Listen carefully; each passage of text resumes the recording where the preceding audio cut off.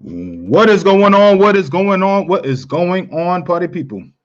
It is your boy, Coach D Brown, former big leaguer, former first round pick with the Kansas City Royals. And man, I am sorry about yesterday, man. I was my my little person over there was out there playing tennis out there in Knoxville, Tennessee, and she played well enough to last a day longer than I expected. I did not think I was gonna be there till Monday, but I was. All right, so during the time I was traveling, so I could not go on live and trying to time it perfect, and it was just too much. So I just figured I said, man, I just post over there that I'll be back on tomorrow, which is today, and I definitely wanted to make sure I hollered at you guys. So my bad on that yesterday. I did not. Sometimes I'm just a taxi man. I don't know all the parameters and did not know that we were going to play into Monday. All right, so my bad on that, but I am back like the Afro today. Shout out to everybody listening in. Hope everybody had a great weekend. I know it's Tuesday, but I did not speak to you guys yesterday. Hope everybody had a safe and joyous weekend. Man, we are man, it's almost end of October already, man. It's Halloween coming up, and man, shout out to October 31st in Dallas, Mythnonian. I've been chopping up that name for forever. Hopefully, when I get there on Saturday, I'll have it down. But I will be in Dallas area. Let me put it like that on Saturday. All right. You need a day off. We will forgive you. All right, no doubt, Bill. I appreciate you. We will be. I will be flying out Friday, so I will be in Dallas Saturday for the showcase. There in Dallas, and then November 21st, we will be in Waco, Texas, and December 14th, we will be hosting. All right, just hosting. Way out in Australia. All right, we will be doing a live stream for these coaches out in Australia. So shout out to my boy Charles Thompson out there, my boy CT, putting this thing all together out there in Australia for December 14th. So it should be cool. Should be nice, to be out there. All right. Well, I ain't gonna be out there, but at least live streaming aspect of it, right? So it should be cool. I'm excited. Man, we have a lot of things in the background, man. Kind of, I'm looking up for a local location, and here in the Atlanta area, man, and things are coming together a little bit. I was trying to time it perfect, but it did not. Tomorrow, what up, Chipper? What up? Tomorrow is the 2-year anniversary, man. All right, 2 years, man. 2 years ago, 2018, man, I started my first live. All right. I wanted to kind of change the setup, but maybe it's going to take a few more days. All right. But sooner or later, though, we're going to have some changes going on with the show, positive changes, but locations will be hopefully a little different. Hopefully, I'm not going to say 100%, but hopefully, Clay, what's up? What up? We working, bro, to be great. Ty starting to grow. Appreciate that, man. Chipper, I need to reach out, man. Hopefully, Ty's doing well and getting ready, man, and just pitch this spring and see what's going on with this college thing. Speaking of the college thing, had a few people more sign up through the recruiting services, man. So, shout out to the people this evening, man. I got a handful of more people potentially signing up. Anxious to get going on that side and speak with them. But yeah, man. So one of the key things, man, that's going on, man. And I had one of my dads reach out to me yesterday. He told me that Bethune-Cookman is maybe canceling their season this spring. That's one of the worries that I had. I don't know, if that may spread throughout the whole MEAC and the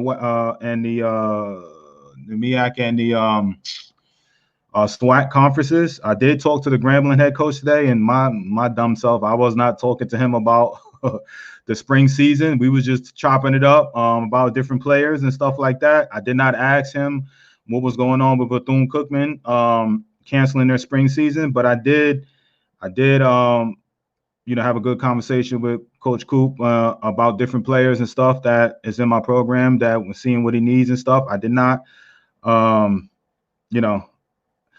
what's up? Just signed 4 kids from DR today. Shout out to Coach Eaton out there doing his thing. All right. Over there at the the post grad program. All right, Coach E, I think before it's all said and done, man, you're gonna have a football team with the kids, man. Especially in that Florida area, man. You know, Bethune, a couple other, you know, I don't know. Hopefully, it doesn't follow suit. Hopefully, you know, none of those coaches that I really talked to. I know Coach Hernandez a little bit over there at Bethune. I talked with him a little bit, but a lot of the other coaches I've been speaking with, they have not mentioned anything about me about anything like that in the spring. They're business as usual. Still actively recruiting, still trying to, you know, I can say most schools are still getting ready for 2021s, even though, you know, the backlog of players. There are still some schools looking for talented players. You know what I'm saying? So it's still out there, man. Joseph, what's up, family? Out in Cali, man, what's good? Cali in the house. All right. You know, Clay, it was sad, man. It is, man. You know, man, it's COVID, man. It messed up a lot of things, man. But I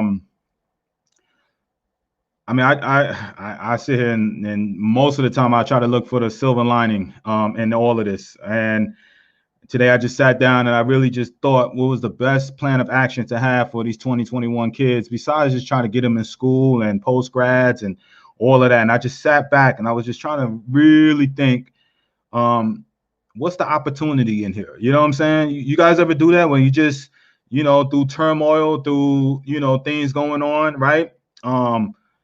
All you could do sometimes is sit back and think like, yo, why is this going through right now? What is the opportunity in here? You know what I'm saying? And I'm looking at it from a business standpoint and also from a kid standpoint, a 2021 grad specifically, right?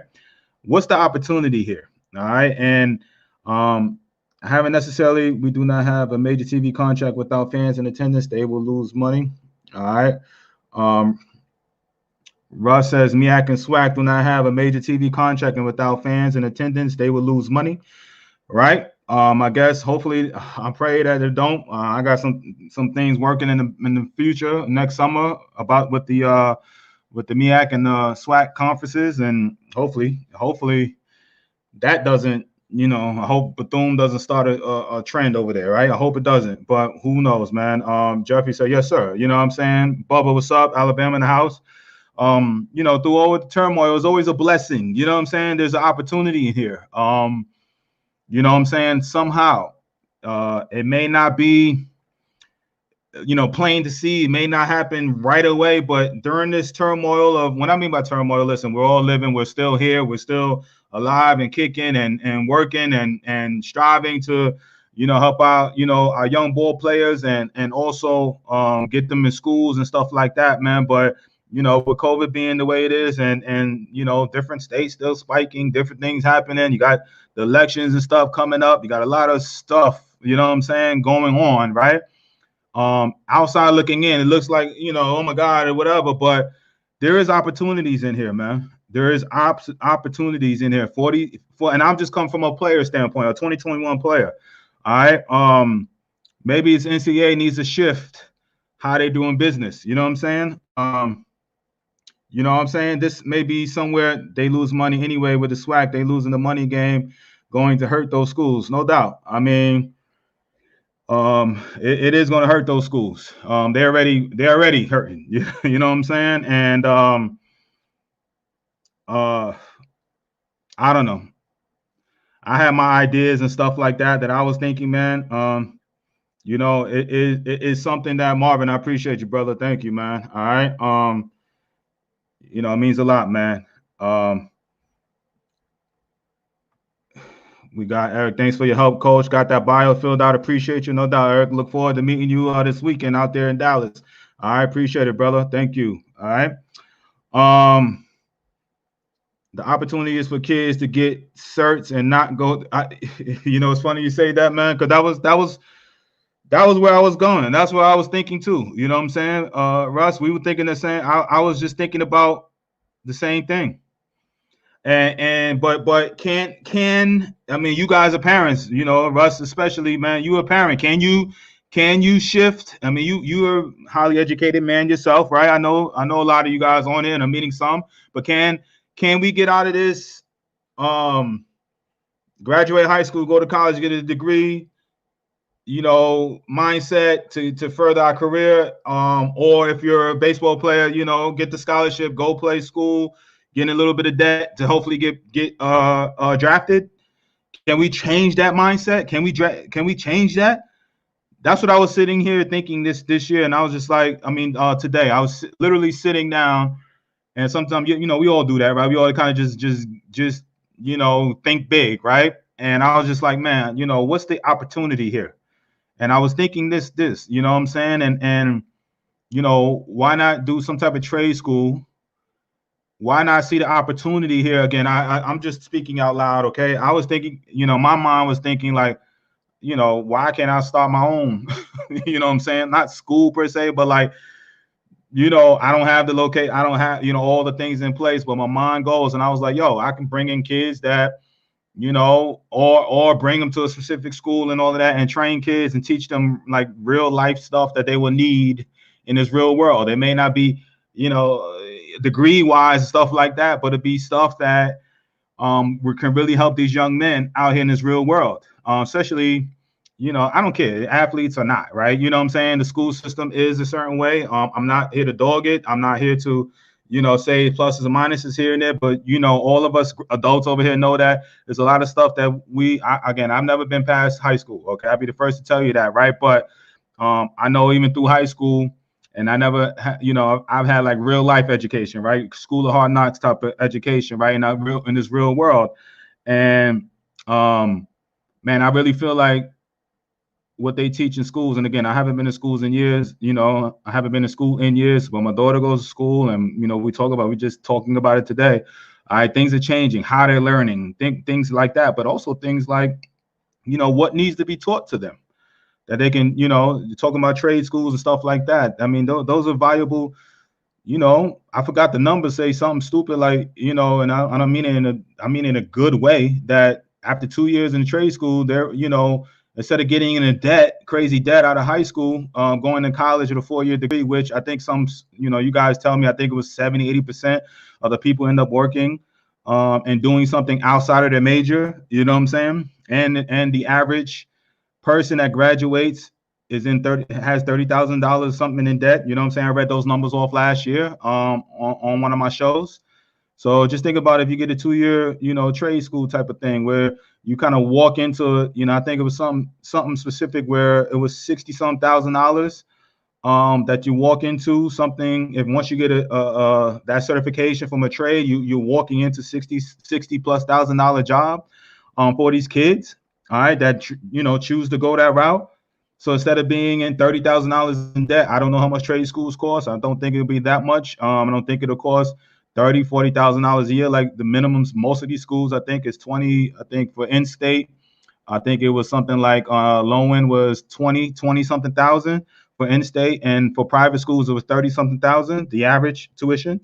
All right, so just thinking about that, and you're walking out with 30 something $1,000 in debt, right? But you start a trade school, you get a trade, and I don't know how much those things cost. All right, but I know those numbers. I've told you before. I've talked about those on my show last year, and I know it's not sexy. We're not talking baseball, but we're talking real types, real stuff right here, right? So again, what's the opportunity here? All right, what's the opportunity? And is it a trade school? If it's just go play some ball, go to a trade school, go to post grad, and go somewhere like that and get into a trade. And when you're walking out, not necessarily, you don't have a degree, but you get a trade, which is all about making bread and making some real money. You know what I'm saying? I'm just saying, man. There's something, we'll see, man. All right. I am in trade school at 50. They make more than college graduates. It's crazy. You can get a cybersecurity certification for $15K and start making $75,000 after graduation. And plumber, electricians, HVAC start around 30 an hour. Plus, they can do these jobs at a college and go to school for free. Hey, you know what I'm saying? It is what it is. The trade schools can pay more than a lot of college degrees do, no doubt. You know what I'm saying? Again, I'm not poo-pooing college degrees or anything like that, right? That piece of paper means a lot. All right, but again, what is the opportunity right now? All right, again, if I'm a ball player, 2021. And it's more of a decision. It's more of I'm I mean, you know what I'm saying? I'm almost contradicting, right? Because I'm helping kids get into college, right? But again, I'm looking at the opportunity. All right. I'm looking at the opportunity. And I look at it like, man, you know, if I mean nobody knew COVID would be in place. Nobody knew, right? But in my mind, I was like, man, you know, it'd be dope to kind of have something in place where, you know, kids can play a college schedule, play college kids, higher level, right? And still be able to, you know, take the type of classes that'll help them further. You know, again, here's a guy. I speak from you know, I've been told many times I needed to take my butt to school, right? Maybe I should, but you know, I'm out here grinding. I learn. I'm hard headed. I like the school of hard knocks. You know what I'm saying? I like to be out here in this real world, get this real world education, right? And again, I'm not poo-pooing it. Go to school. I'm helping every kid go to school. I'm not poo-pooing that, but what is the opportunity? That's all. I don't know. You know what I'm saying? I don't know. Chipper says you gotta have a plan, no doubt, man. And I know this ain't sexy, man. People gonna be like, "Yo, D, man, Dad, man, you talking not going to school?" I ain't saying that. All right, I'm not saying that. All right, but I know that I know people with degrees and sister, family, and everything. You know, not doing nothing with the degrees. All right, I know people that never been to school, multimillionaires, outside of just being an athlete. All right, I'm talking about businessman type. You know what I'm saying? But I also know that you know, school is needed. So there is opportunities in there, even the backlog of players. What I think the opportunity is going to happen is going to be those lower level junior colleges that kind of hover around the 500 mark. They're going to be super loaded now. Those mid-major D2 schools, those mid D2, I can't say mid-major, but D2 schools are going to be super loaded right now. All right, because you're going to have the D1 kids, you know, come in this next month or two. There's going to be influx of Division One kids coming. All right, that's not going to like the situation they're in. All right, and who was I just talking to? A college coach. I was just the college coach I was just on the live last week talked about that. All right, so you know what I'm saying? It's going to be an influx of talent. Right now, I believe in the next 2 to 3 years, you will see more talent in the college level than you will ever see in the last you would have ever seen in the last 10 plus years. That's what's going on, man, in the next, you know what I'm saying? That may be the opportunity. With the minor leagues being cut, right? You know what I'm saying? From the professional rankings, the lower, there's a couple of, each organization is cutting at least 1 to 2 minor league teams. All right. So those high school kids that are usually, you know, 20th rounders and stuff like that, 15th rounders and stuff, that they're going to have to make a tough decision. All right. Do you stay in rookie ball for many, many years? Or, you know what I'm saying? Do you go ahead and get your, you know what I'm saying? You know what I'm saying? Don says, get your degree. You would need at some point or not. I got you, Don. No doubt. All right. I don't want to, you know, I know people may be scared about what I'm saying, but it is what it is. You know, I don't disagree, or, you know, it is what it is. I'm just talking about the opportunities. All right. Degrees, trade schools, whatever you choose to do. Okay.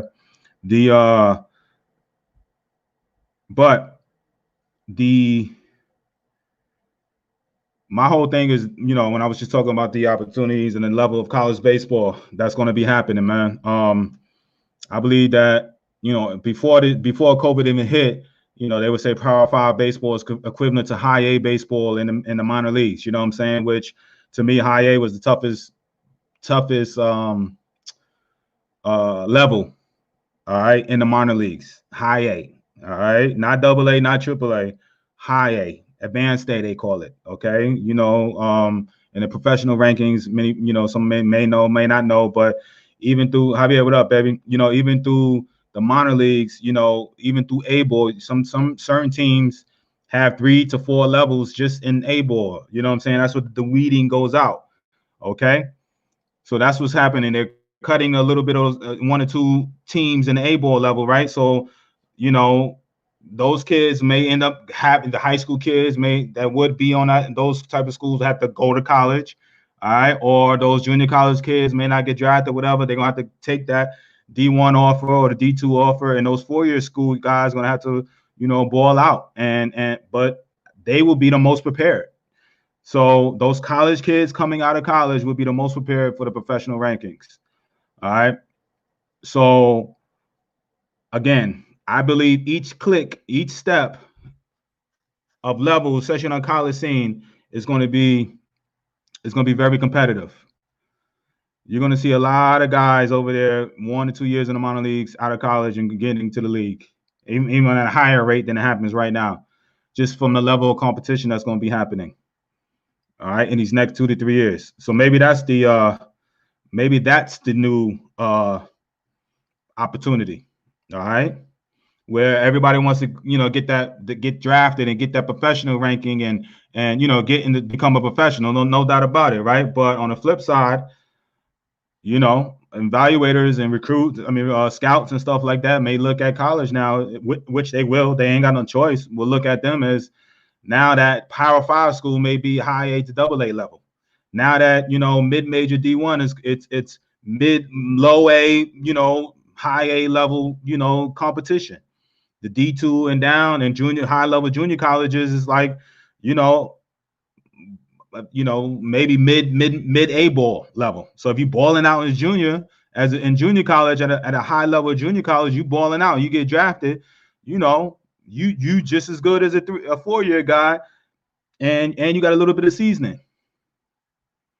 Where I believe it's going to be a little, rookie ball level in professional rankings, where you're going to have the young cats like, I was out of high school, and the Dominicans and the Venezuelans and the Mexicans and the, what I'm saying, and the white kids or whoever that have been, drafted out of high school, whatever. Instead of like them kind of ascending through the A ball rankings and weeding out, they're going to be spending 2-3 years in rookie ball.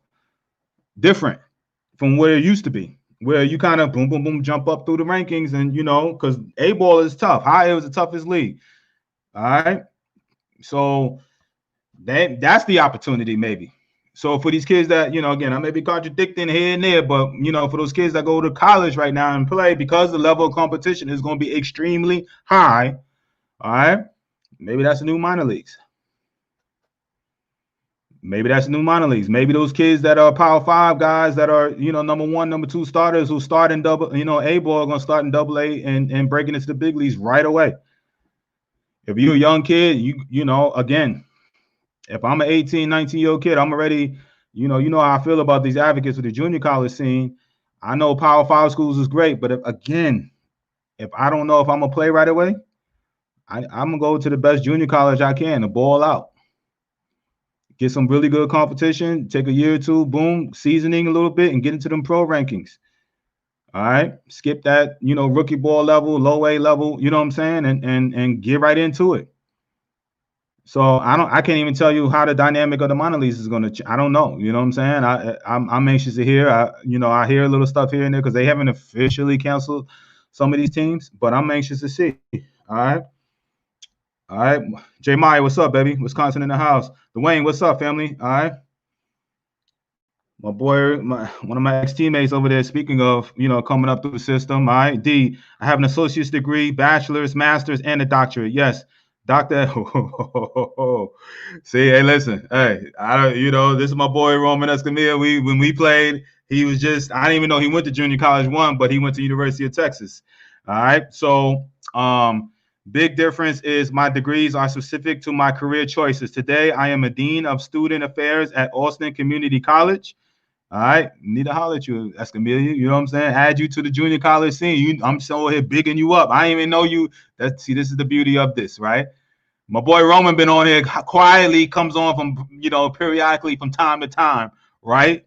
Now, here he is, the Dean of Student Affairs at Austin Community College, another JC. I'm sure they got a really good baseball program in Austin, Texas. All right. So you over there been hiding out on me, Roman. I'm going to be reaching out. Again, this is how this world works. You know what I'm saying? It's just my boy over there. He's junior college. I'm going to add him to the list too. You see what kind of ball. Talk to that baseball coach over here and see if I can get him on to the show. But shout out to my boy Roman. I'm talking junk, but it's just the beauty of this. My teammate is the Dean of Student Affairs over there at the community college. Shout out to my boy Roman. My baseball past and experiences helped me get here. Relationship building is understanding how we as past players can help these kids, and is huge. Keep grinding. All right, Roman, I appreciate you, my brother. All right. That's what this is about, man. College, minor leagues, Roman, we ain't seen or played with each other. I'm gonna tell our age, damn near 20 years, man. You know what I'm saying? So I think it was 20, 21, 20, I don't know, right around 20 years is, gosh, time flies. But since we played against each other, played with each other, you know what I'm saying? But here we, remain friends. Here it is. He done went back and got masters and degrees. And I know he went to the University of Texas, and he's a junior college product. Again, I'm talking junior college. All right, junior college guy, and ended up going, you know what I'm saying? It is what it is, man. So,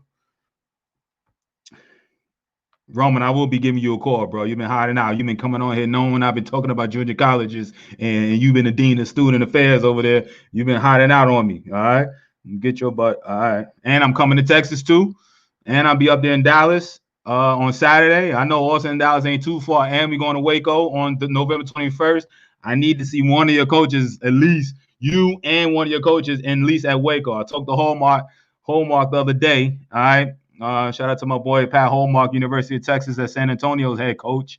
All right, he was on the show last month, teammate of me and Romans. All right, so that's how this whole thing, you know what I'm saying, works like that, right? You know what I'm saying? All these ex-teammates of mine coming out of woodworks, and they all in colleges, coaches or deans and all of this type of stuff. Roman, I'm gonna get you. You know you've been hiding out on me, bro.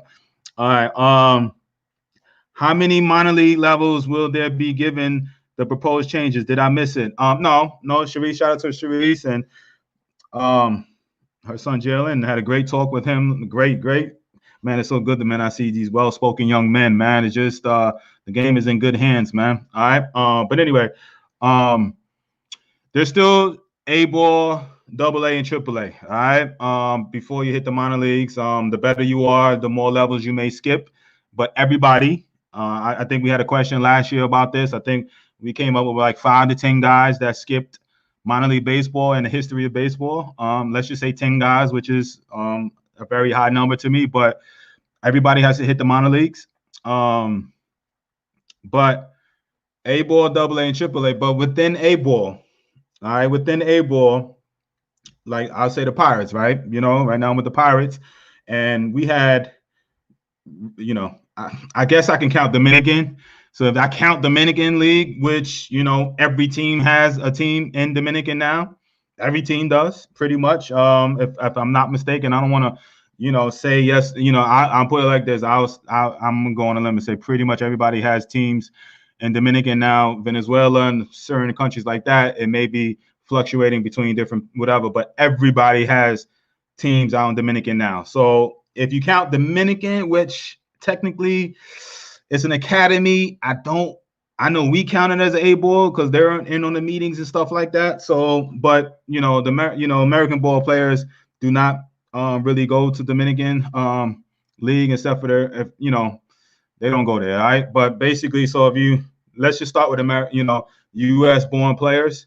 So you have GCL and Arizona League. All right. Those are rookie level A-ball teams. Okay. Rookie level, meaning most of those times, those are Dominican kids and the Hispanic kids who, come into the country or have come through the academies in Dominican and they hit the GCL rankings or the Arizona league rankings. Okay. That's now you're officially an A-ball.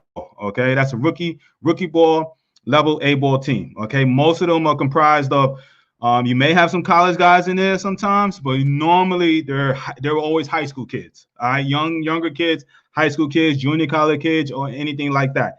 All right. Usually first or second year guys are at the rookie ball level, GCL or Arizona League. All right. GCL stands for Gulf Coast League, which the funny term was Gulf Roast League. All right. Because you're roasting out there because it's hot as a mug out there. All right. So that's both of those leagues start from June until September. They're short season A-ball teams. All right. Then you have, they call those gosh, I don't know. It's rookie ball, but it's a little bit more advanced. It's middle of level A-ball teams. All right. These are normally some of the second year high school kids or second year, kids from Dominican and all of that. They go to the Appalachian League, the Frontier League. And you got some college guys that get drafted, go to that league. All right. They're called it's middle of the road rookie ball level. All right. So, but certain guys have to hit that level too. So you may start into GCL, and then the next year you may end up at the Appalachian League and all of that. It was like a mid rookie ball, but it still starts from June and ends in August. Okay.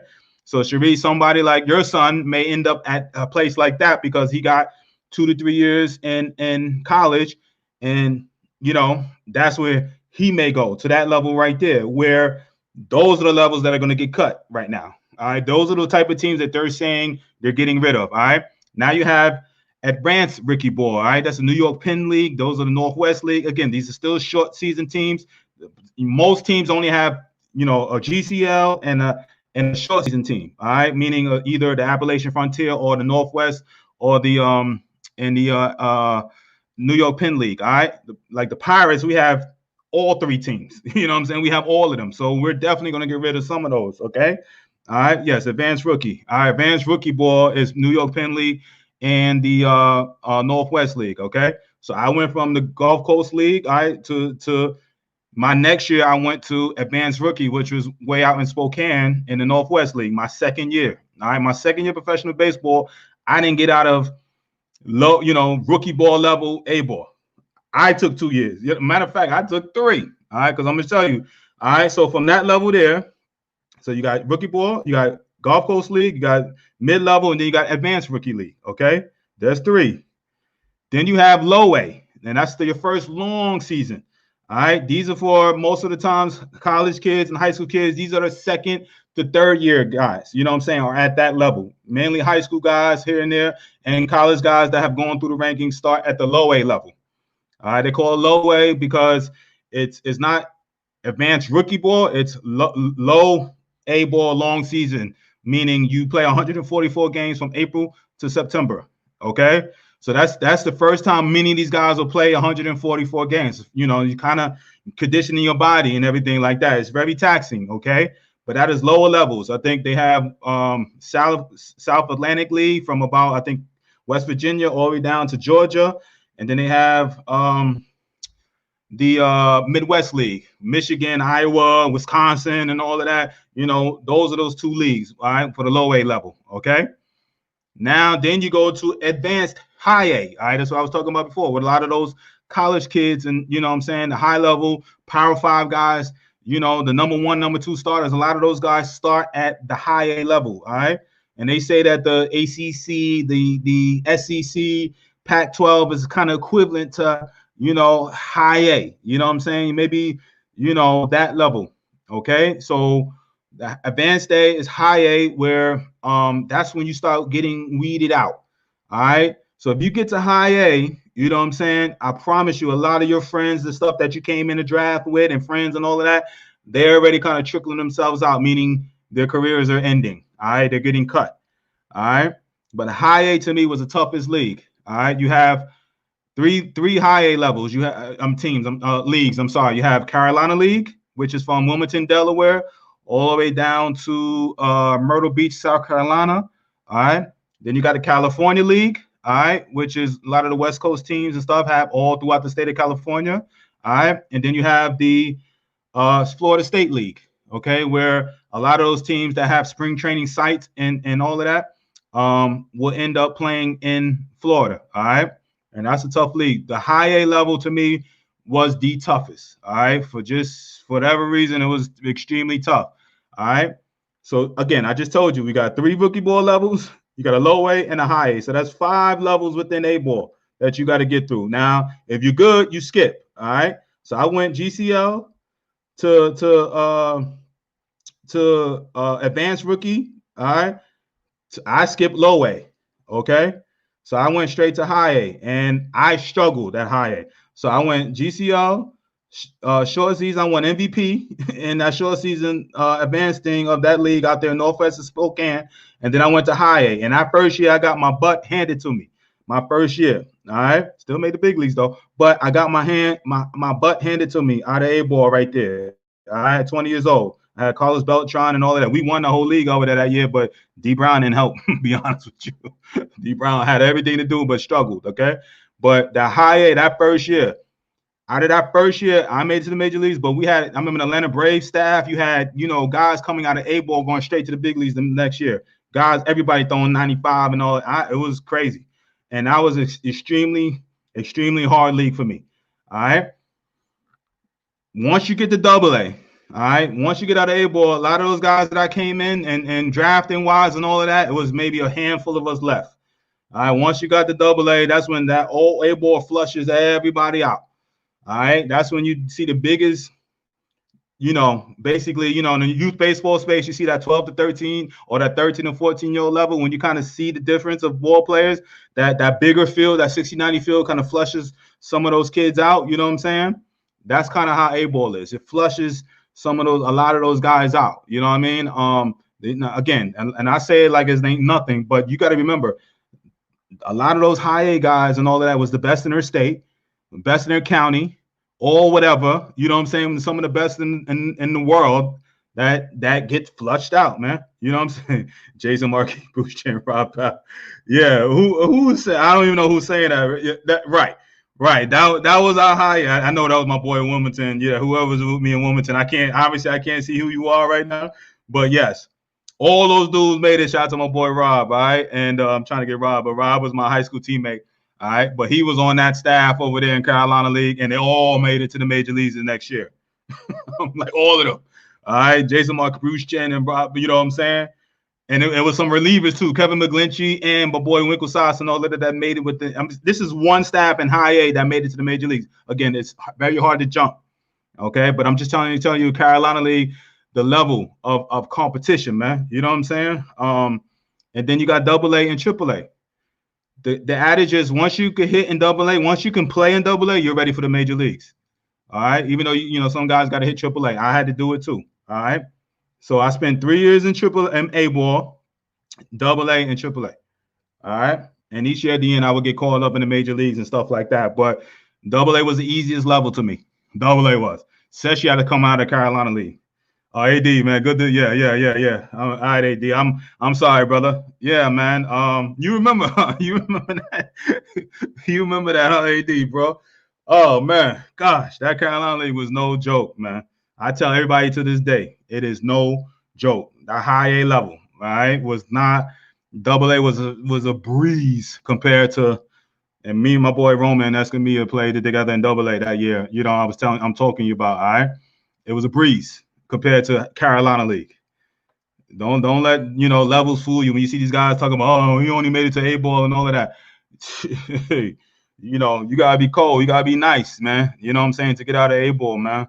And it ain't as easy as you think. 4%. My boy told me 6%. I was told 4%. 6% of the guys who get drafted make it to the major league. So I just want you to kind of understand that number, man. All right, 6 out of 100 guys that get drafted make it to the major leagues. All right, step 1 foot in the major leagues. Now the percentages of staying is even smaller, right? But 6% make it to the major leagues. I was told 4, but I'm gonna go in the middle. All right, let's just say 5%.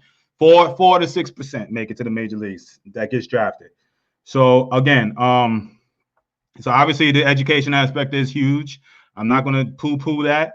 All right, all I'm just saying kind of the trade school aspect of it. All right, which I think is a viable option nowadays, okay?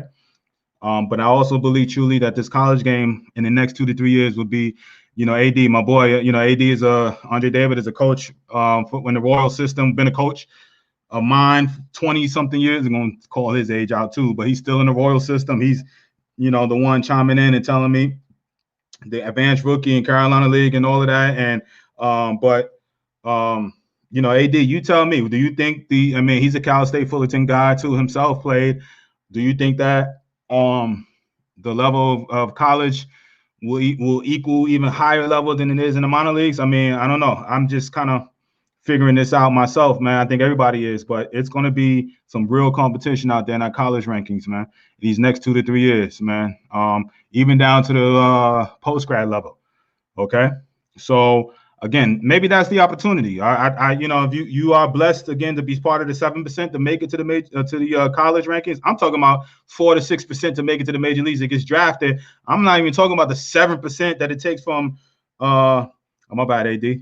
my bad, AD. Thought my bad, big dog. All right, let me pull up my thing, and that's so I can kind of see who's talking, who's what. You know what I'm saying? So shout out to my boy AD out there, man. You tell me, man. You've been out in that Carolina League, man. You tell me how tough that thing was, man. You know what I'm saying? So, because, man, Lindell was good. Okay, what's up, family? All right, my boy out there in New York, man. Nadine was good. Joey was good. All right. I know I'm gonna lose some people over there when I start talking about, college and not college and stuff like that, because I know y'all educators out there gonna look at me crazy. All right. Corey was good. Eric was good. Was good. All right. Oh, here we go. Here we go. D Rob, Callie, Lorenzo, what up? D Town in the house. All right. So, man, I know for a fact that I'm gonna piss a little people off. AD, man, I appreciate you chiming in and helping me. I thought Andre David, a coach of mine, but my bad. AD thought, man, played with the Brave system, man, out there, Jersey, right? AD from Jersey, I think, right? So, it's my whole point is this whole went on in this whole minor league just to kind of Sharice, good creation, all right. I just wanted to kind of give you an idea. So if your kid is in college like Sharice's kid, or you have aspirations, trust me, okay? If he is making it out of their college and putting up numbers and all of that type of stuff, it is more so than ever, because these next 2 or 3 years that level of college ball will increase heavily, because I just told you all the levels they had in minor league baseball. All right, those 2 or 3 level, advanced rookie level, or short season, all of that. Those are the levels that are getting cut.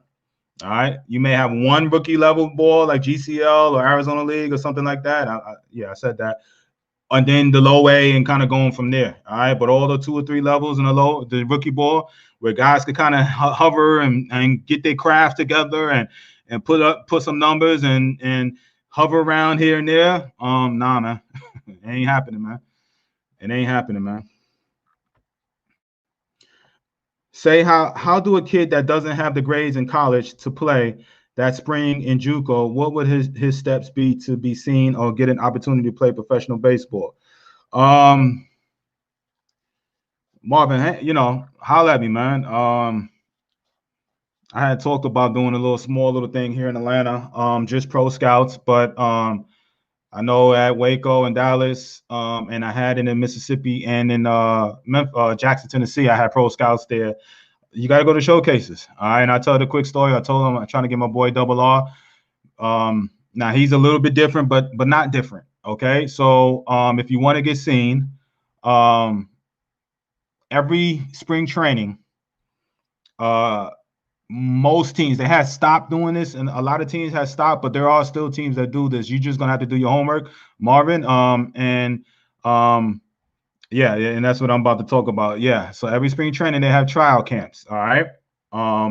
You have every Tom, Dick, and Harry coming out to these, man. You got guys that are 30 years old still wanting to hang in there and see what they got, and then you got, guys 19, 20-year-olds and 20, 23-year-olds that played in high school for whatever reasons. Maybe, Marvin, like, your guy, your kid, or whoever, that you're associated with, for various reasons, grades, something didn't happen or whatever, come out for these tryouts. All right. Sometimes you have hundreds of kids.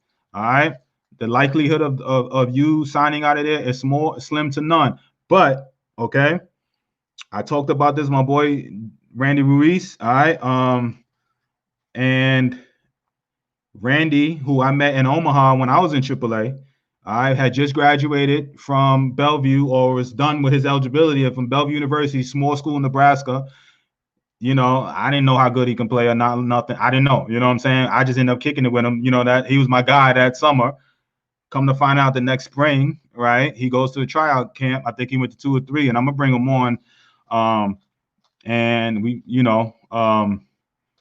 and signs with the Reds. Goes to the tryout, hundreds of players, whatever, signs. All right. And essentially, so he didn't get drafted, went there, balled out, and tried out, boom, and balled out through the minor leagues, and made it. He spent 7, 8 years in the minor leagues, but he made it to the major leagues. And we ended up playing against each other in Japan. So the ironic mess is, like, when I was 22 and I already had, a year, maybe almost a year in the major leagues, I was up and down. All right. He was just graduating. or finishing his eligibility at 22. We're the same age. All right. And I'm kicking it with him. That's my guy. You know what I'm saying? I just looked at him as a friend. I met him out there. I met him. He's a New York dude. We just clicked, and we friends to this day. But he took himself out. He would tell me how, everybody could tell you how nice they were and all of that. I just took it as, well, if you want to do it, go do it. And he went and tried out. All right. I don't know how many he went to, but he went to the right one. Went to the Reds camp. All right. And balled out and signed right there. Started in the low A's and all of that, and spent 7 years in the minor leagues, but got up. And I'm talking about he put up serious numbers. Didn't get drafted. First baseman, not much of an arm. That was his issue, but he could run for a big man, has stupid pop, and would put up stupid numbers in the minor leagues. Didn't get drafted. So the typical person that just got skipped over. All right, you hear about the Albert Pujols that get drafted 13, 14, 15th rounds and stuff like that, right? And end up being Hall of Famers, right? The Andy Pettit's 20-something round, right? Mike Piazza's 62nd round, but then you got other guys too that don't even get drafted and still end up, again, he didn't spend a whole lot of time in the major leagues, but that story there tells you, like, he made it to them. He was part of the 4 to 6% that made. Matter of fact, he ain't even part of that because he didn't get drafted. So anyway, my boy AD said Tyrone Pineda made it to AAA out of trial camp. I didn't even know. I know Ty well. That's my dude. I actually thought he got drafted real late. I didn't even know he went to a tryout camp. All right. I'm learning these things. AD Thorpe told me this, I met Ty back in the A-ball days. You know what I'm saying? 6'3", 6'4", flamethrower, he could run and play solid defense. Made it up to AAA. I actually thought he got called up, but became in the Braves system where they draft. I mean, everybody knows the Atlanta Braves is known for solid players, drafting solid players. My boy AD is one high round pick himself. All right. Tyrone was a tryout, went to a tryout and made it all the way to AAA. I actually thought he made it to the major leagues, but he was a prospect. He made himself into a prospect. All right. Sharice says a tryout camp by invitation. Some are, but these type of tryout camps I'm talking about, no, open tryouts. All right. Now I talked to my guy Stevie Williams, who was the head of directing, head of scouting with the Pirates. And we talked about this way back in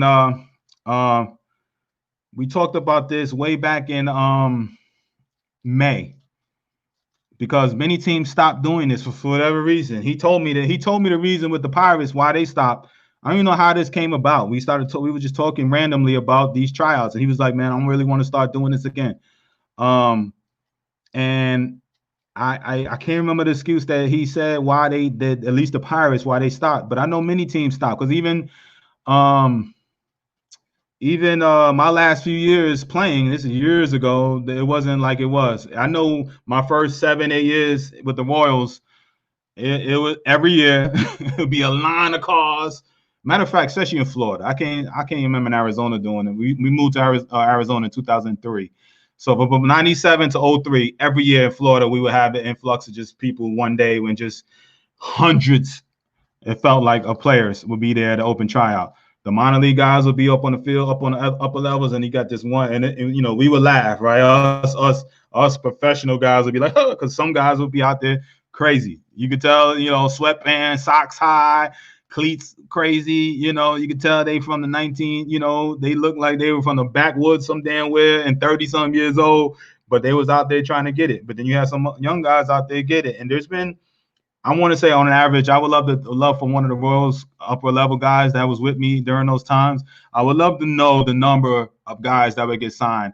It may be one a year, 1 or 2 a year, if that. But and I think that's what it was. My boy Stevie said they weren't getting enough talent coming. You know what I'm saying? But I want you guys to think about this. I want you guys to think about this with the minor leagues being cut now. All right. The influx of college kids, right? So I don't know. You know what I mean? There will be more talent at these open trials, right? I just don't know if there'll be room, but who knows? You know what I'm saying? Who knows? All right. I will never be one to say, hey, look, you know what I'm saying? Never, man. Looking forward to your camp this weekend, Dev. Can you talk about that a little bit? All right. Yeah, man. My bad. My It's like, yo, what's going on this weekend? Yo, he like, yo, I just want to know what's going on this weekend. All right. Listen, the tryout camp is very simple. It is nothing to it, but we're going to run, throw, hit, exit velos, videotape it to the streaming to these coaches. And it will be live stream. I know last weekend, the weekend before in Mississippi, we had maybe about anywhere from about 12 to 15 schools on at different periods of time. Okay. I know we had Southern and Christian Brothers and UCF and like I said, I was just seeing different sets. I cannot tell unless something is going on with the whatever, and I take the time to kind of look to see what schools and all of that. But if I'm running the thing, I'm not, necessarily looking to see what schools is on there. But I know at the end, I get text messages on certain guys, hey, what's this kid player? What's this guy? Well, whatever. And I have to go back and and sometimes it messes me up because they text message me during the workout, but I'm working the workout. I'm not, and sometimes I use my phone for streaming to Facebooks and stuff like that. So I have to kind of remember like who's the guy who, and I had to ask certain coaches like, yo, do you remember? And then they kind of look through the rosters. Yeah, this kid. I was just talking yesterday to a coach, D2 coach, about a kid yesterday who he had reached out to me the week before about the kid at the workout. And I called him, and then he finally called me back yesterday, and we talked. So they'll be on it. You know what I'm saying? I have a list of 30-something schools. And like I said, these are people that coaches that have raised their hand, and about 30, 40 of those guys has said that, listen, we will listen and or, check the replay out once you have it. All right. So I put them on there. And let me just tell you, so I talked about this morning to one of my parents. No, matter of fact, who the guy who I would be running it with over there in Dallas and Methylonian, Texas, Methylonian, Lord have mercy, I'll get it right. So he was asking me the same question about schools and stuff like that. What I seen to realize over the 2 showcases that I've been, I know the sexy names, the Power 5 and Division 1s, because I have a lot of Division 1s that are connected to me. But a lot of these guys are practicing now. Who this is truly, really for and will continue to be in the near future is honestly the mid-major D1s down. All right, especially D2s, D3s, and junior colleges. Why? These type of streaming platforms and showcases, because now I see everybody and their mother doing them now. You know what I'm saying? But these type of streaming platforms and stuff like that for these coaches, these guys don't have large budgets. They don't have, so division. So right now you have the Division 2s and junior colleges and all that. They can go to different showcases here and there, or and depending on what school and stuff may have some people are closed, some are not, right? But you got the D1s can't do nothing, right? So you got both sets of coaches and teams and all looking through, looking at these videos. But for the future, you best believe that Division 2, Division 3, and junior colleges will continue to love these type of platforms that I'm sure many other coaches people that will be doing these type of things will provide. That's the platform. They're like, yo, I need it. You know what I'm saying? Right now I got D2s in Connecticut, Memphis, I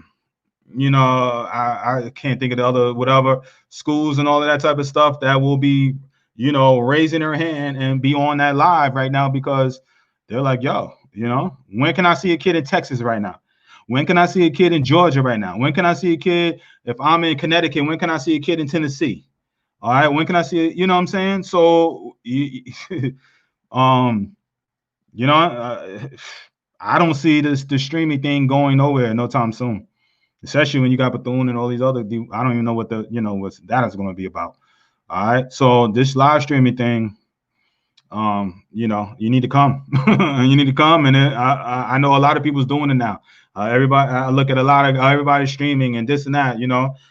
Truth be told, I know like when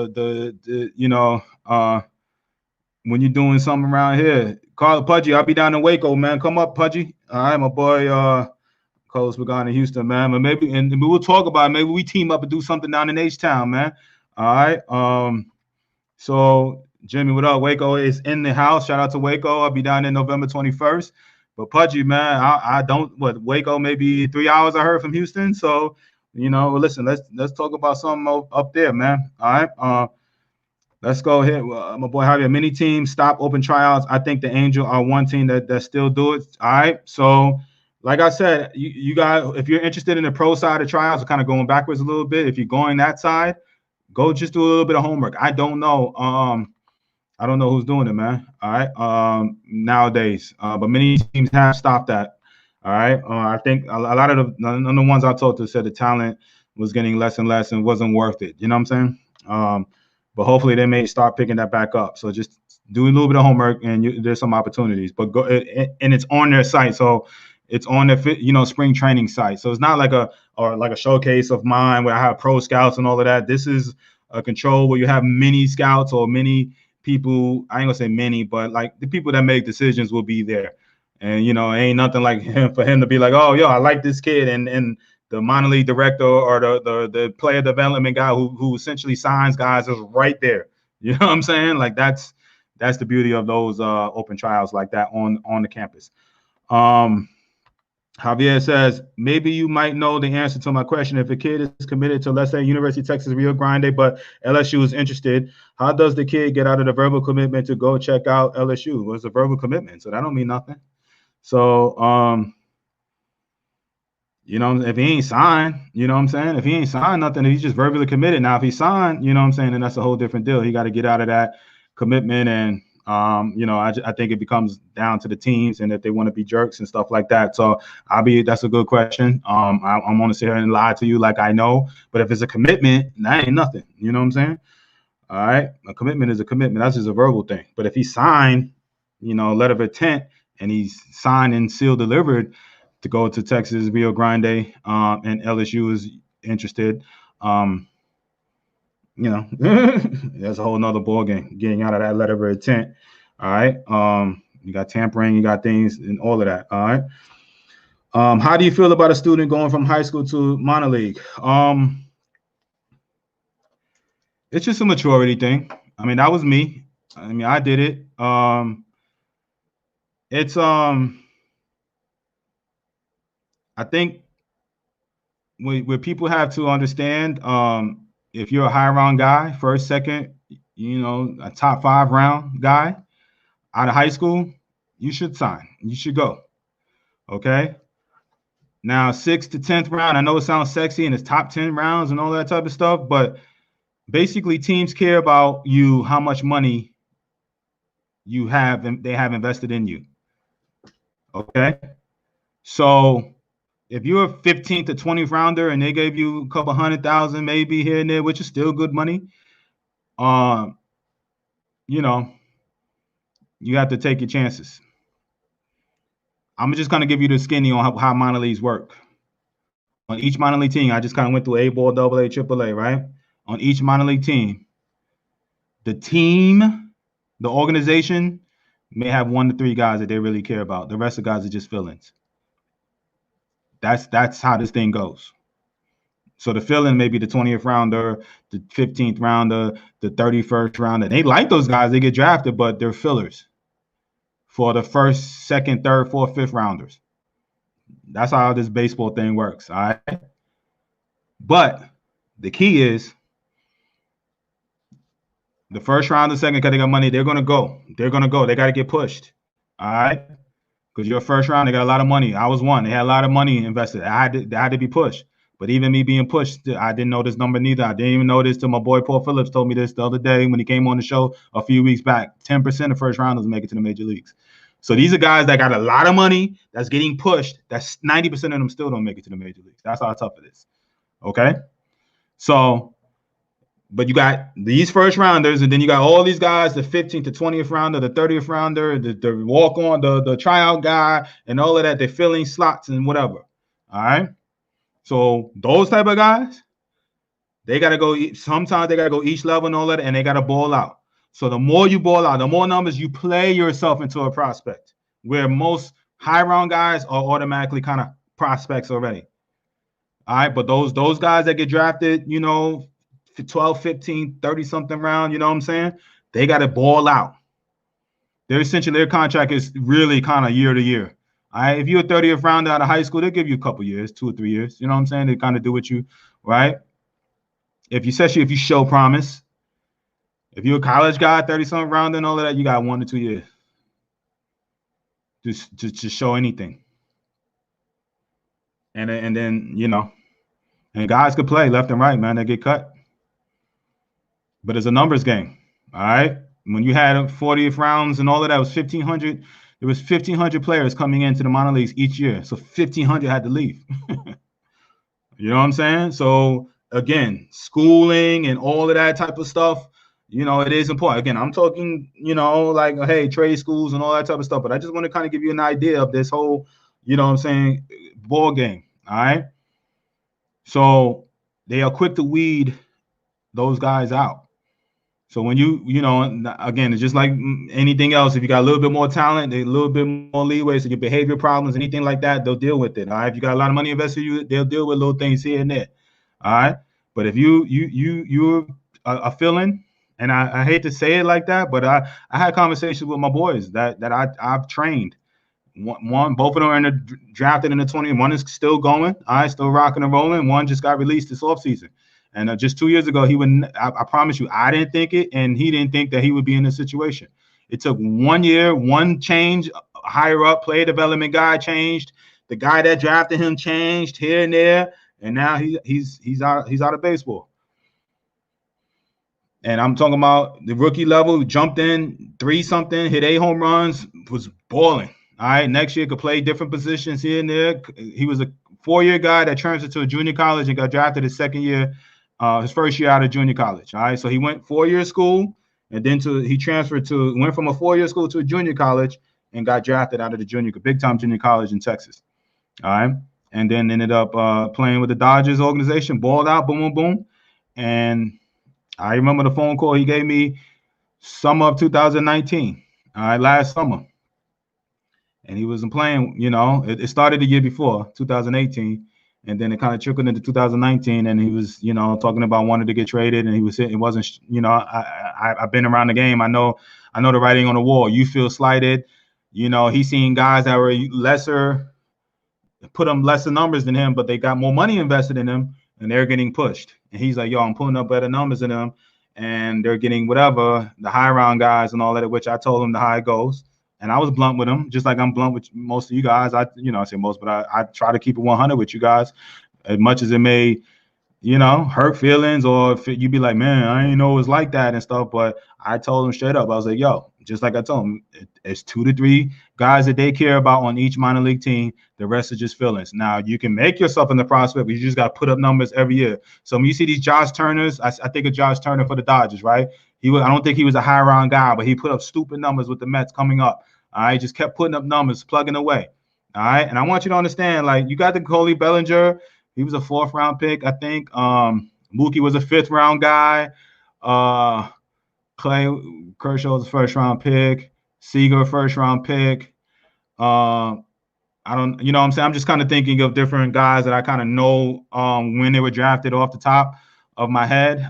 Peterson, I don't know when he was drafted, but, you know, but Josh Turner was not drafted extremely high, I don't think.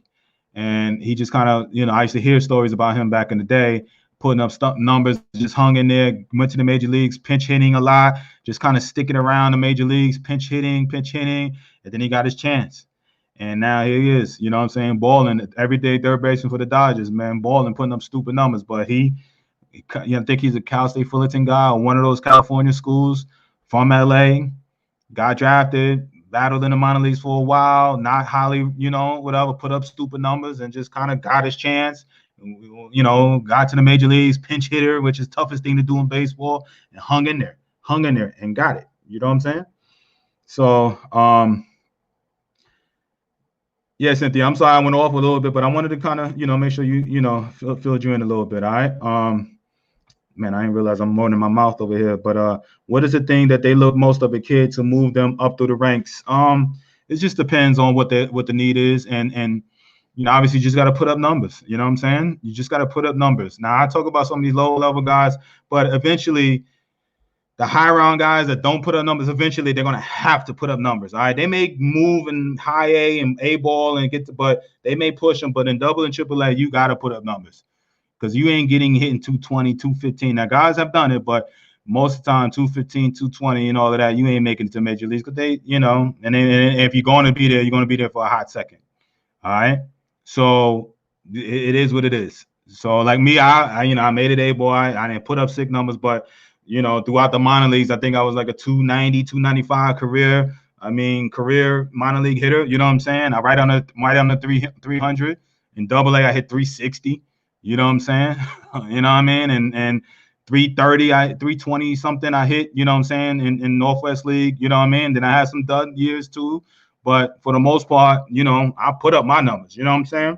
So to get to the majors. Now the majors was just, whatever. I think I was a 220, 230, career hitter where, that eats at me all the time because I knew I was a better hitter. But for various reasons, injuries and not playing well and mad and all of that, I just didn't accumulate those numbers that I knew I was more than capable of doing. All right. So how I may feel about the major leagues and what some guys may feel in the minor leagues, like, man, I know I was a better hitter and I didn't get the chance. I got released and all of that, whatever. You know what I'm saying? It is what it is. Everybody got a story. I talked about that last week. Everybody got a story. All right. But how you get moved up is you do what you do. You may be a catcher. You're just the best catcher in the minor league system. And you just catch, boom, boom, boom. You hit 200, 215, but they still moving you up because you catch that good. All right. You may be a fast runner. 240, 250 does the job for you to help you move up. All right. But if you guy like me, I was a bopper. You know what I'm saying? I was known for hitting. All right. I didn't steal. I stole 30 bags one year. All right. In the minor leagues. Right. But, I was mainly for this. And I had to put up those numbers. You know what I'm saying? What are the key JUCOs in Texas? You have, Navarro will be there. McLennan, San Jacinto. Man, I know my boy Jimmy on here. We got some Texas guys over here, so y'all help me out with this. All right, I just know those three because some of them will be at the showcase in Waco. All right, but I know there's a bunch more. Grayson, y'all tell me, man, because there's a bunch in Texas. All right, it's a bunch of Texas. So essentially, unless you're a top 10 round pick, you got one summer to prove. I ain't gonna say that, D-Rob. I don't mean that. No, I ain't gonna say you got 4 or 5. Some may get it, but you ain't gonna get one. You get more than one. All right. Some guys don't get one. Let me put it like this. All right. Some of my boy want to shout out to my boy. I don't want to call him out right now, but we from the same area in New York. I was first round, he's 23rd round. And I ain't feel like they gave my man a real shot at all. He played 96 and 97. So he played 2 years of minor league ball and never got out of rookie ball, and they cut him. And it was like literally we were in tears. That was like the first time like I really understood how this minor league life is, man. He gave my boy 2 years, 2 short seasons, whatever. First, we got drafted together from the same area in New York. I was the first round. He was the 23rd round. He was an infielder. I was an outfielder. All right. 2 years in rookie ball. And they cut my man. I mean, all of us boys, you know what I'm saying? We was in there crying with him, man. Surprised the hell out of us, man. And then from that year, man, it just lets me, it just kind of, you get callous to it, man. You get callous, meaning like when it's cut day, you see grown men crying. Literally, you see grown men crying, man. And, essentially their career is essentially potentially over. Now, you may get picked up, but the chances are slim to none. All right, especially at that level, if you ain't putting up the numbers. So, but anyway, to answer your question, D-Rob, again, I don't want to scare guys. It is, but, you get more than one, maybe 2, like my boy got 2. A player can play but need polishing to make it to that next level. How important is it that he gets to the right coach that can help him? He can ball but needs his swing polish, but the coach isn't helping. So what does a player need to do? Leave and go to another college? Find a private coach, even for a player that can play a position but need polishing? Good question, Jimmy.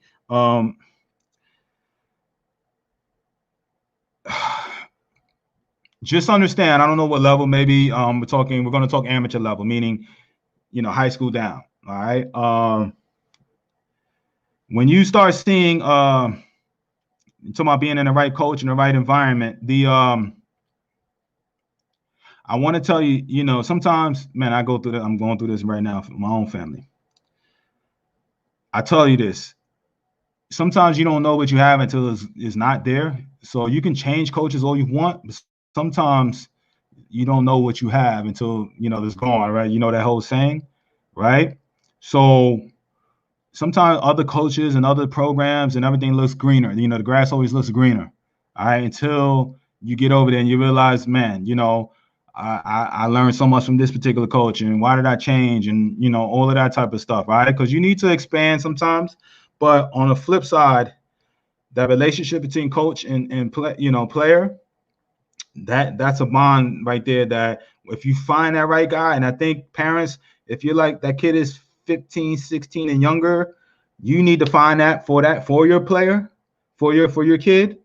All right. Once he gets about 15, 16, he kind of knows, like he should know, like, yo, I kind of get along with this. Again, I'm talking on the amateur level, college too. You know what I'm saying?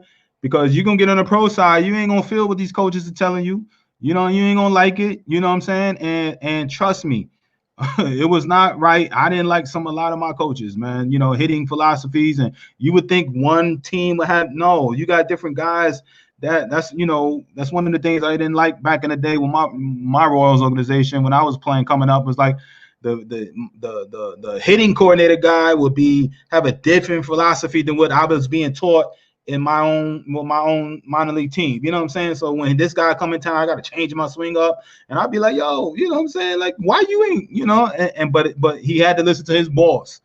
So it was never one umbrella. Now things may have changed over there. Obviously, I hope so. But anyway, my point is, you guys understand, me, Kevin Long, you know what I'm saying? I'm a Kevin Long disciple, and meaning Kevin's been my mentor. Kevin was my rookie ball, high A, all those, level hitting coaches. Now, again, I didn't know he was going to go on to win World Series rings with the Yankees and now with the Nationals. Nobody knew that. I was with him his first year. He became a professional coach. He took the uniform off as a player and switched right in the middle of my first ever spring training, switched into a coach's uniform. And he started coaching the rookie ball level kids, which is me. All right. I didn't know that, 10, 11 years later, he was going to be winning a ring with the Yankees as a hitting coach. Nobody, you know what I'm saying? I just know that was my guy. And I got along with him. Me and him vibed. But I was new to the pro game myself too. So I knew he was better than some of these other guys that I was teaching me and all of that, but he got along. You know why? Because he just took the uniform off. So it wasn't X's and O's, it was the relatability. It was like, yo, go hit this, you know what I'm saying? That's how he talked. It wasn't, well, your leg step, you're not doing this. It was like, go out there and hit this damn ball like you're supposed to. Blah, blah, blah, blah, blah. He's better than you? Whatever. You got more batter speed. Blah, blah, blah. That's how he would talk to me. And that was me. That was my thing. So anyway, to answer your question, if you are struggling, find that right coach. And once you find them, treat them like gold. Do you know how many guys in the professional rankings still go back to the private guys? You got private coaches like myself. You got different guys, professional coaches, and with all of that, I tell you, I'm a Kevin Long guy, but there's kids in the Pirates organization right now that will struggle to listen to what I have to tell them because they've been, coached by their guy, and their guy got them. Some of those guys, I don't believe in their philosophies, but that's their guy. So if you find them, keep them. Grass ain't always greener. Coach Carlos, how are you? I'm guessing Jesse, what's up? Let me see. Does an agent make a big difference as far as you making it to the next level? Do relationship have anything to do with your success? Yeah. Yes. To answer your question, Chip, a great question. Yes. If you're an agent, really don't necessarily, especially like if you're a low end guy, everything is about relationships. So if you don't have the agent that has the relationships, all right, a couple of times, I remember in 2000 and I don't say that, I was talking to my daughter about this. All right, I was 27 years old, struggling. All right, they wanted me out the game. They came to me at 27 and told me that I need to start considering coaching. All right, I need to start considering coaching, and my heart feelings was hurt. I just, I literally was like going through stuff here and there, but my feelings was hurt. And they told me, just imagine, 27, I done worked hard and been in the major leagues and there, but now I'm back in the minor leagues, and they telling me I need to go into coaching. And I was not trying to hear it. I felt offended. That was my last year with the Royals, my team, right? First told me I needed to go up and start thinking about coaching. Man, I think about that to this day. So I took my butt the next year. I trained hard, and I didn't know if I was going to have a job. All right. But again, my agent had we call him a runner or assistant. We just hired him a couple years earlier, right? His name is Brody Van Buren, whatever. All right. But Brody had a relationship with AJ Hinch. They played baseball together at Stanford. AJ Hinch was my teammate with the Royals for a little bit. All right. If you guys don't know these names, and then if you go look at New York Mets GM right now, Brody is the Mets GM. All right. He used to be a runner, used to work for my agent. All right. I remember when he first got into the agent game, he came from an agent and now he's a GM. All right. This game is all about relationships, right? But he's a GM for the Mets. All right. Now, and of course, AJ Hinch. If you don't know who AJ won the ring. He's been suspended and all of that with the whole Astros things, right? But AJ is my boy. All right. I played with AJ in the Kansas City days, right? So Brody and AJ had the relationship. Obviously, AJ had just finished playing himself and was a high player development guy in the Diamondbacks organization. I did not know if I was ever going to play baseball again, but because of the relationship that AJ had with me and because of Brody's relationship with AJ and all of that, they basically gave me an opportunity, which I didn't think I was going to have. And then that year, I made it to the major leagues. All right, I balled out, and I told AJ straight up, I said, dude, just give me an opportunity. I'm going to make it back. And he was like, I believe in you, D. Now, I didn't make it back with the Diamondbacks where AJ was, but again, all about relationships, okay? The middle of the year, I got traded to the Oakland A's. Billy Beane, who I've known, guys don't know who Billy Beane is. He's the whole Moneyball guy, right? Billy Beane was scouting me in high school, and came to my high school, and he was assistant GM back in those days, and remembered me and was a friend of mine. My agent at the time and Billy were really cool, and they traded for me over there and put me back into the major leagues. That was my last year in the major leagues. All right, it's all about relationships in this thing. All right. So my agent knew, he hired Brody, who was a runner. Brody knew AJ, who AJ was my ex-teammate. Yeah, of course. I ain't seen AJ in years at that time, but he was like, yo, that's my dude. Yeah, I love, D, whatever. Let me work something out. And one thing led to another. So the Royals telling me I need to go into coaching. Boom, I left. I didn't know if I was going to do the job 2-3 months later. Got a gig, hustle, doom. Got traded from the Diamondbacks to the Oakland A's. All right. And was back in the major leagues. Less than a year before they told me that I need to get into, a year after they told me I need to get into coaching.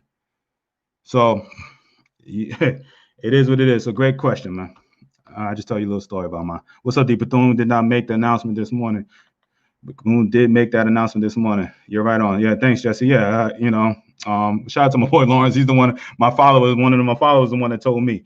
What are the avenues for players to play overseas, especially the Mexican leagues? Heard they pay well and very competitive. Can young players go to Japan? Seems like usually older players go over there. Yeah, I know you talked about this, but it's very hard for A-ball guys to get cut out of A-ball or college guys to go play in Japan. Or even Mexico. Mexico usually middle of the road. You can maybe play a few years in the minor leagues and go make a great career for yourself in the Mexican league. Those guys get paid anywhere from, don't quote me, but $3,000 to $10,000 a month while they're playing. Stop that. You know what I'm saying? Japan obviously, gets paid more, but those guys want guys that have had AAA / major league experience. Okay, for the Japan guys. All right. The number one and the 1 through 3 starters in Japan will play in the major leagues, and most of those teams out there in Japan, they will play in the major leagues. You got Yu Darvishes and Tanakas. Those are the boys that I faced when I was in the minor league. When I was in Japan.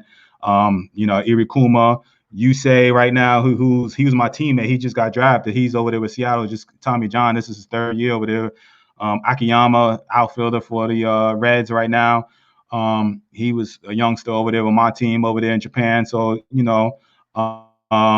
but you guys know Tanaka, Darvish, Irikuma, who he's pretty much, I don't think he's with Seattle no more, but he was with Seattle for about 3-4 years. Him and Tanaka. Tanaka was a 21-year-old kid when I was over there balling out. So, you said I went blank? My bad. Did I go blank on you? Can you guys hear me? All right. But anyway, so yeah, I'm just, listen, I'm hoping I give you guys great information, man. To answer your question, Russ, man, you know, are you guys hearing me or seeing me? Or is it just Chipper? Or you guys can't see me or hear me? You let me know. I don't know. All right. Well, anyway, I've been on for a minute anyway, running my mouth. I appreciate you guys listening, sharing my stories. Uh, um, anyway, you can go to Japan. I'm gonna answer your question. You can go to Japan and Mexico, but if you go as a young player in Japan, you're gonna be in the minor leagues over there, which you have a chance to make it to the major leagues and make some serious money. Tasha, what's up? You know what I'm saying? All right, Marvin, good. I'm good. I'm glad you can hear and see me. All right. There's no doubt about it. All right, good. Thank you guys. Thank you. Appreciate it. I just want to make sure dude got that iPhone. Nah, man, I'm on my laptop, man. I ain't got that iPhone. I don't know what's going on. I don't know. I thought I was all right. You know what I'm saying? So, can you help players go overseas? Are you? Can you help players go overseas? Are you an agent? Well, listen, Coach D, I need to talk to you, no doubt. Tasha, holla at me. Holla at me. D, go ahead and tell us, did you ball out on you or love baseball stories? Turn it loose. All right. No, I did go 1 for like 10 against you, Darvish. All right. I think the second AB I blazed him one time off a fastball and he threw 95 and 97. And I ain't really he gave me fastballs, but never like for strikes. He was just throw these little EFIS 60-some mile per hour curveballs. And he most guys know that the Americans like fastballs. You know what I mean? So Japan, they would be tricking guys, the split fingers and all of that. Now, Tanaka threw hard. I don't remember what I really did against Tanaka, but Irikuma, who played in the Major League of Seattle for a while, I hit 2 bombs off his ass. But you got me. I can't overall. You Darvish got me. I think I was like one for 12, 1 for 10, 12, 15-ish, something in there. I got that one hit off the fastball, and I never seen a fastball for a strike after that. You know what I'm saying? He throw me sliders, changeups, big curveballs, and he was throwing 97. But like I said, I lived off of this. If as long as it was straight, I'm smashing you. You know what I'm saying? And if you guys see Glass now from the Tampa, if you guys are watching the World Series, that dude throwing 98, 99, you see how hard he gets hit. He throw that hard, but if he ain't got this over, that's feast. His ball straight. You see how hard they was hitting this damn ball? The major leaguers don't miss that. I don't care how hard you throw. You know what I'm saying? Yo, them dudes get paid a lot of money, man. Dudes is, if you ain't got no change up on no curveball that you can get off, that they as a hitter feel like you you got to put that in their mind that you can throw that shit.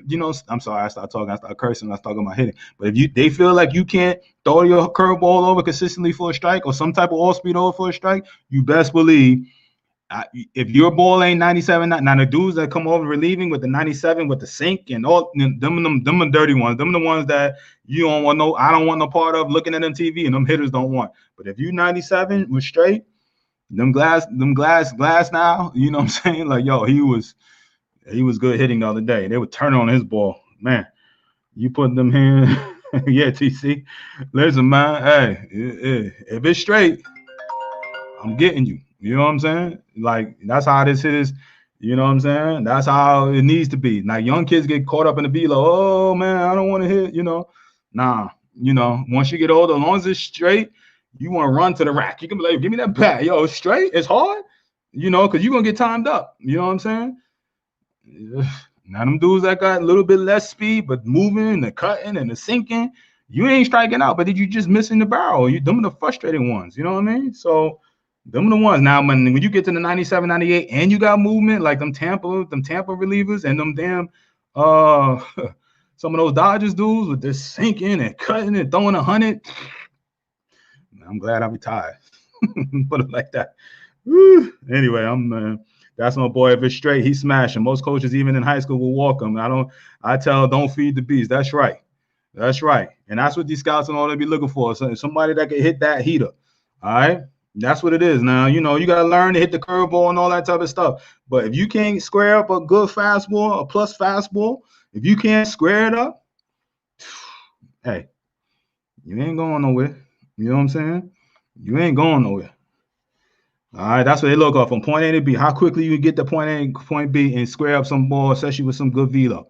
All right, if you can hit that good fastball, we can work with all speed. Now, you just got to learn how to hit all speed. But you got that good velo and you could square it up. That's why they look for that bat speed. That's why they look for, all those type of numbers, man. All right. I told my son the same thing. Did you have to throw with sink? Yeah, man. You know how frustrating it is? Ty, my boy Tripper, man.